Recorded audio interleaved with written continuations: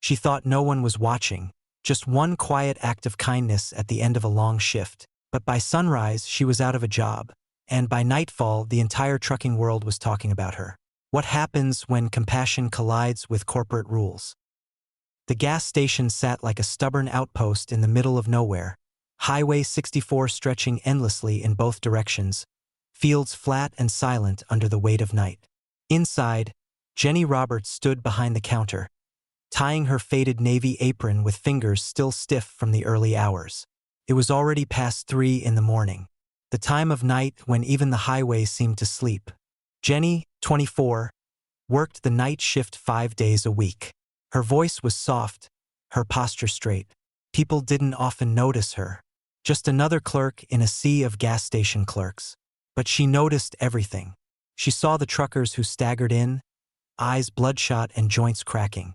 She remembered who liked energy drinks, who asked for change in quarters for the vending machine, and who kept a picture of their dog in the fold of their wallet. She never said much, unless someone needed kindness. And even then, she offered it quietly, like sliding sugar across a diner counter. At 4 a.m., she stepped into the back room. The cooler buzzed softly. She crouched near the shelf of pre-packed sandwiches and grabbed the ones with that day's date: turkey, ham, egg salad. Officially, they weren't expired, but by morning, they'd be pulled and dumped. Company policy. Jenny placed them carefully in a brown paper bag, added 2 bottles of water, and tucked a slightly bruised banana into the side. Then she folded the top twice and pressed it down with the palm of her hand. The back door creaked open as she stepped into the chill. Night air cut through the silence, and crickets sang somewhere far off. She walked past the dumpster and gently placed the bag on the low cement ledge beside it, behind the yellowed bush that hadn't bloomed in years. Then she stepped back inside, closing the door with a soft click. From the tree line behind the auto salvage yard across the lot, a shadow shifted. A shopping cart rattled slightly, and then Harry appeared. The old man moved slowly, favoring one leg. His beard was white, wild, and wind-beaten, his eyes deep-set and always searching. He wore 3 jackets layered like armor and pushed a cart filled with rusted pipes, an old wrench, and what looked like a broken fan motor. On the side hung a tattered American flag, sun-bleached but whole. Harry never spoke much, but every morning, just before sunrise, he'd appear near the edge of the lot. And when he caught Jenny's eye through the window, he would nod solemnly, like a soldier to another. She would nod back. That was their ritual. No one ever asked about it. Most of the day shift didn't even know Harry existed. But this morning was different. Unbeknownst to Jenny, Theo Lancaster, the regional manager, was inside the station, sitting silently in his rental sedan, parked far out of view. He'd arrived around 2 a.m., a surprise inspection. Theo prided himself on being invisible when he needed to be. He believed rules kept order, and his job, above all, was to enforce them. As Jenny re-entered the building, Theo walked in through the front door. His shoes clicked sharply on the tile. Jenny blinked in surprise. "Can I help you?" "Theo Lancaster, regional." He flashed his badge. "I'm reviewing your shift footage." Jenny's face didn't change. She stepped aside and motioned toward the small office near the coffee counter. "It's unlocked." He didn't thank her. Inside the office, Theo leaned over the terminal and began scrolling through the surveillance feed. Jenny returned to the counter and began wiping it down, glancing only once toward the door. Then the office door opened hard. "Explain this," Theo snapped, turning the monitor toward her.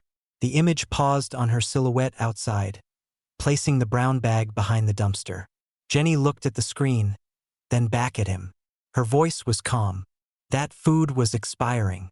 It was headed to the trash. And I gave it to a man who sleeps in the woods behind the scrapyard. He's a veteran. Vietnam, I think." Theo's jaw clenched. "That's theft. You removed company property without authorization." "It was waste," Jenny replied softly. "He's hungry." Theo stepped closer. "This isn't a soup kitchen, Ms. Roberts. You don't get to decide who we feed." Jenny held his gaze. No one else was going to. There was a pause, not long, but sharp, like the snap of a rubber band. "You're done here. Leave your badge and keys. Your final hours will be processed by payroll." Jenny didn't argue. She removed the badge, set it gently on the counter, and walked to the back to retrieve her backpack. On the way out, she looked once over her shoulder, not at Theo, but at the shelf of fresh sandwiches being stocked for the day shift. Then she stepped into the fading night, the door chiming softly behind her. Half a mile down the road, headlights lit the rising fog. A lone trucker sat parked in a gravel lot near the diner, sipping black coffee from a thermos. Andrew Bailey had seen the bag. He'd seen Harry pick it up. He'd seen the girl in the apron do this not once, but every morning for nearly 3 weeks. He put down his thermos and reached for his phone. The sun rose slowly over the Arkansas flatlands, turning the sky a watery orange. Jenny sat on the back steps of her duplex, cradling a chipped mug of coffee she couldn't afford to sweeten. Her hands were still, but her mind raced. She hadn't told her grandfather yet. He'd be waking soon, and how would she explain it? That she was fired for giving food to a hungry old man? That doing what felt right had somehow been wrong? She stared into the mug, wishing the coffee could rewrite the last 12 hours. Across town, inside the booth of a highway diner, Andrew Bailey opened his phone and scrolled back to the post he'd just written. Jenny Roberts, Highway 64, mile marker 182, graveyard shift. Fired last night for feeding a vet with food that was going to be thrown out anyway. Her only crime? Compassion. I've seen her leave those bags every morning like clockwork. She never asked for attention. She just did the right thing. He added a photo, not of Jenny, but of Harry, hunched over his cart, retreating back toward the woods at dawn. Then he hit post. He didn't expect it to explode, but by the time he finished his eggs and slid into his rig, the post had over 1,000 shares. By lunchtime, it was being reposted in trucking social media groups, veteran forums, and dispatch group chats. The photo of Harry, that weathered cart and sun-bleached flag, was now a symbol. Drivers began commenting with their own stories. That old man helped me jump a dead battery last winter. Seen her before. Always said thank you. Quiet type, but respectful. Corporate has no soul anymore. We need more clerks like her. And then came the honks. It started that afternoon. Every truck that passed the station let out a long, low honk as it rolled by. One by one, they echoed down the highway. Drivers pulling over just to fill up elsewhere. Word traveled faster than freight. By the end of the day, Theo, now handling the shift himself to cover the staffing gap, had grown visibly agitated. He glared out the window each time another truck honked. At one point, he stormed outside, shouting at an idling rig, "There's no loitering." The driver simply looked him dead in the eye and said, "We remember." Back at her apartment, Jenny's phone buzzed nonstop. Messages from coworkers, a voicemail from a woman at a local paper, even a message in her profile from a trucker who wanted to thank her for what she did for Harry. But Jenny wasn't basking in attention. She was sitting at her kitchen table, filling out job applications with a growing knot in her stomach. All the noise, all the sympathy. It didn't change the fact she had no paycheck coming Friday. Then came the call. Her phone rang with an unfamiliar number from Little Rock. She hesitated, then picked up. "Miss Roberts." The voice was warm, professional. "My name is Vanessa Cobb. I'm with Ironheart Logistics. We're a veteran-run carrier based out of Little Rock. One of our team saw a post about you this morning. Do you have a moment?" Jenny stood slowly. Yes, ma'am. We'd like to speak with you about a position. We have an opening in driver support services. Someone who understands people, who listens. A few of our drivers passed through your station. They remember you, and we think you might be exactly the kind of heart we need." Jenny didn't speak. Her throat tightened. Vanessa continued. "We offer full benefits, training, and, if you're open to it, an opportunity to be part of something a little bigger." Jenny whispered, "Yes," then steadied herself. "Yes, I'd be honored." The woman chuckled gently.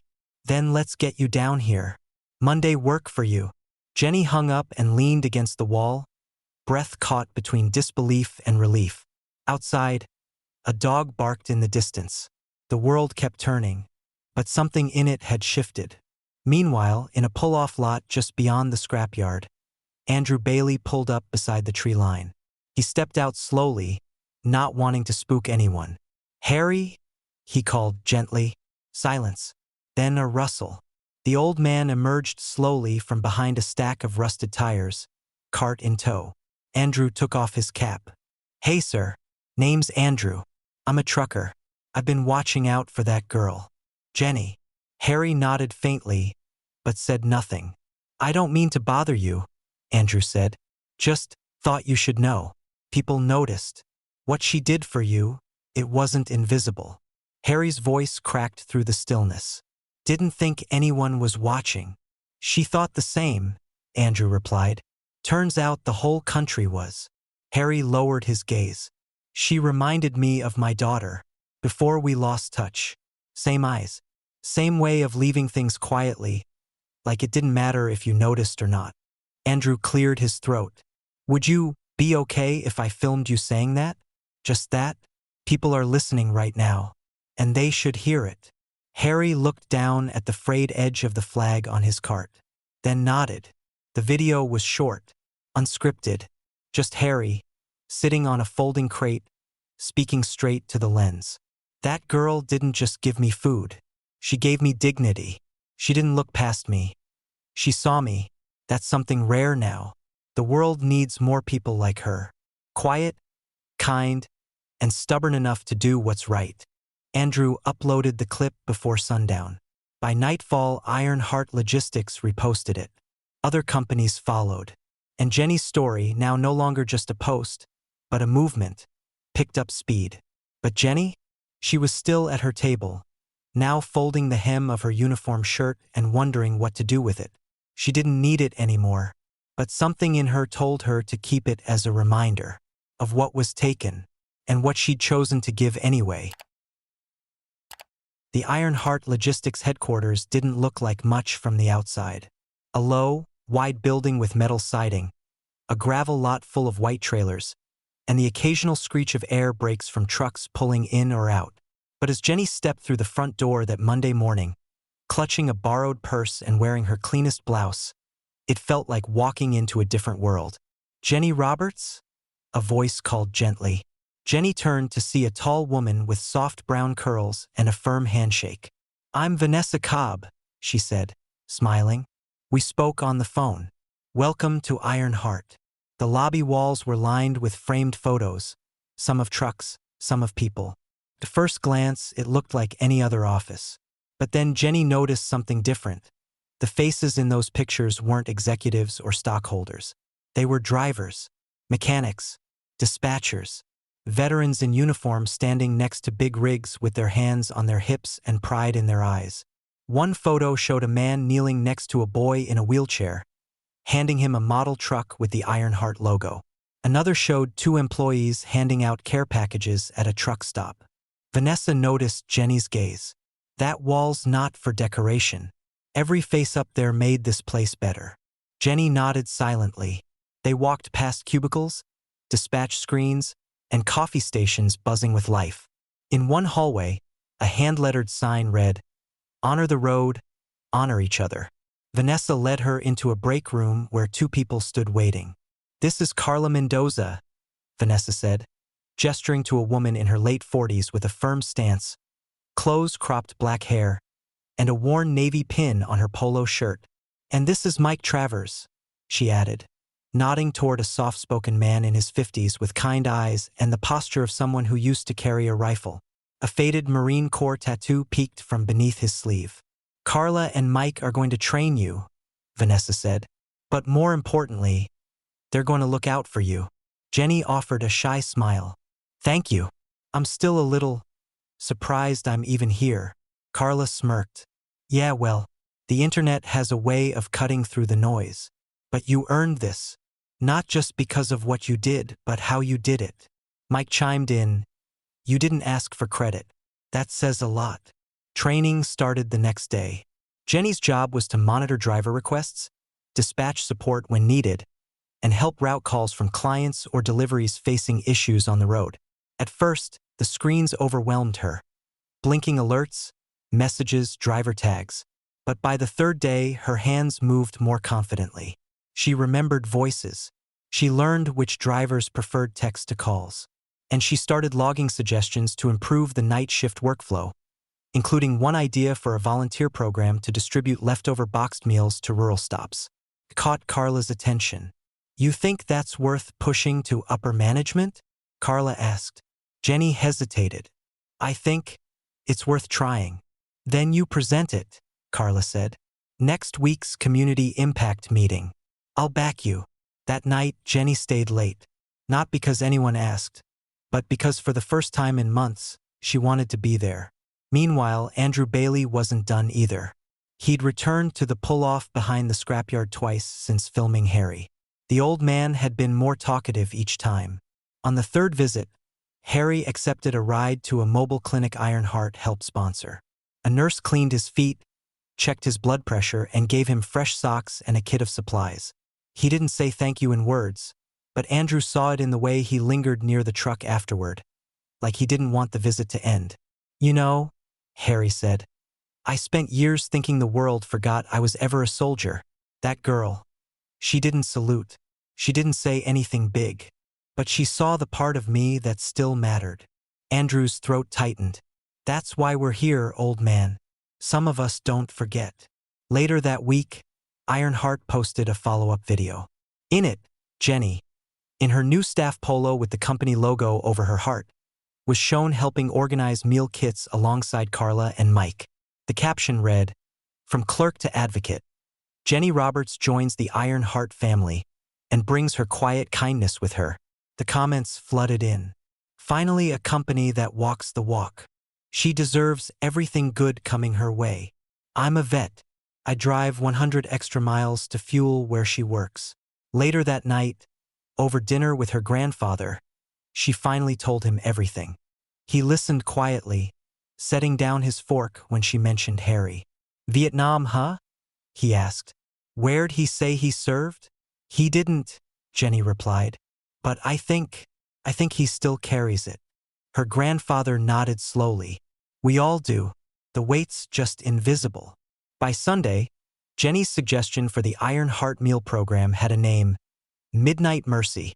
The pilot would launch next month, with Jenny as its coordinator. Drivers would distribute extra boxed meals at late-night stops. No forms, no IDs. Just food, warmth, and a human voice saying, "We see you." She didn't expect recognition. But in the next staff meeting, Vanessa stood at the front of the room and said, "Sometimes, it takes one quiet voice to change the conversation." Jenny reminded us that small acts matter. She didn't ask for applause, which is exactly why she deserves it. Everyone in the room turned to her. Some clapped. A few just nodded. And Jenny, still learning, still unsure, smiled. The morning was cool, with a thin fog resting just above the highway as Jenny tightened her Ironheart jacket and stepped out of the passenger seat. The gravel crunched beneath her boots as she moved toward the folding table, where stacks of boxed meals waited to be handed out. This was the third stop of the morning. A trucker rest area off Route 67, the kind with 2 picnic tables, a flickering soda machine, and enough wind to pull your hair loose. Carla and Mike were already at work, chatting with drivers who approached the table for food, water, or just someone to talk to. A small banner fluttered against the breeze. Midnight Mercy, powered by Ironheart Logistics. For the ones who keep moving. Jenny opened one of the coolers and began stacking sandwiches and protein bars into insulated bags. The early shift had brought in a steady stream of drivers. Long haulers, local couriers, even a father and son team in a dusty cab over. But what struck her most wasn't how many meals they gave out. It was how many people lingered. One older driver took his sandwich, then paused, eyes misty. "My boy served Iraq, you know. It's something else to see a company doing this. Not just lip service." Jenny nodded. "My granddad was Army, Vietnam. It means a lot to be here." He smiled and offered a soft salute before walking back to his truck. Later that afternoon, after they packed the last cooler, Carla clapped Jenny gently on the shoulder. You good to drive back? Jenny hesitated. Would you mind if I took the long way? Carla raised an eyebrow. Back by the old station? Jenny looked down at her boots. Yeah, I think I need to see it one more time. The drive down Highway 64 was lined with everything she remembered. Wide fields, broken fences, the occasional billboard sun-faded beyond recognition. But it looked different now. Less like the middle of nowhere, more like a chapter she'd closed. As she approached the station, she let her foot off the gas and coasted into the far end of the lot, parking just out of view. The place looked the same. Beige siding, cracked ice chest. But something was off. The place was slower. Fewer cars. The fuel prices hadn't changed in weeks. A bad sign. And then she saw him. Theo Lancaster, wearing a pale blue polo, not his usual suit, standing behind the counter. Alone. He rang up a snack for a customer, forced a smile, then returned to wiping down the register with a weary expression. She didn't get out. She simply watched for a moment, then exhaled softly. She wasn't angry. She didn't want revenge. The moment had passed, and she wasn't the same girl behind that counter anymore. She adjusted her collar and started the engine. That night, back at Iron Heart HQ, Jenny sat in the driver lounge, sorting thank you letters sent in by truckers who'd received midnight mercy meals over the past few weeks. Some were scrawled in pen, others printed from terminals at truck stops. Many ended with the same line. It wasn't just the food. It was knowing someone remembered us. Mike approached quietly and handed her a small padded envelope. This came in today, from the PR team. Inside was a silver nameplate for her desk. Below her name, Program Coordinator, Community Initiatives. Jenny blinked. Is this real? Mike chuckled. That's what happens when people trust you to do the right thing. Even when it's hard. She smiled. Especially when it's hard. That weekend, Ironheart hosted its annual appreciation cookout. Tables were set up in the parking lot. Drivers gathered with their families, and local bands played beside the trailers. Jenny moved between stations, helping serve food, tossing bean bags with the kids, and even dancing awkwardly to a country cover band with Carla and Mike cheering her on. Midway through the event, Vanessa tapped the mic and looked across the crowd. We're here today because of heart. We don't need much horsepower or bottom lines, we need people. A few months ago, someone in this company did something small, quiet. She left a bag of food behind a dumpster for a man who'd been forgotten by most of the world. She didn't ask for recognition, but her choice lit a spark. And now, that spark's lighting roads from here to Kentucky. She turned and gestured for Jenny to come forward. The applause was steady, sincere. Then Jenny, her cheeks flushed and her heart pounding, said a few simple words. I didn't think anyone saw what I did, but someone did. And that reminded me that even small kindness has a ripple. If you ever doubt whether it's worth doing the right thing, do it anyway. Someone will notice. And even if they don't, you'll still know. Later that evening, Jenny sat on the tailgate of Andrew's truck, sipping iced tea. He looked at her with a grin. Think you'll ever go back to clerking? She laughed. Only in my nightmares. He leaned back. Harry asks about you. Says you remind him of someone. Jenny looked up at the sky. He reminded me of someone too. The kind of man who's been through fire, but still stops to help someone else through the smoke. They sat quietly a while longer. Then, from the far edge of the lot, a group of new trainees gathered for a photo. Carla called out, Jenny, you coming? Jenny stood and brushed off her jeans. Yeah, I'm coming. On her drive home that night, she passed the same stretch of road where she used to walk after night shifts. The same shoulder where she once stood holding a brown paper bag with nothing in her pocket but lint and resolve. And at that moment she smiled. Not because everything was easy now. Not because she had all the answers. But because she knew one truth, carved into her path, silent and steady. Some acts of kindness seem small, until the world remembers how rare they are. And with that, she pressed gently on the gas, and kept going. This story reminds us that true character reveals itself in quiet, unseen moments. Would you risk your job to do the right thing even if no one would know? Tell us below, and if this story moved you, please give it a like, share, and subscribe to embrace the journey for more stories that matter. See you in the next video.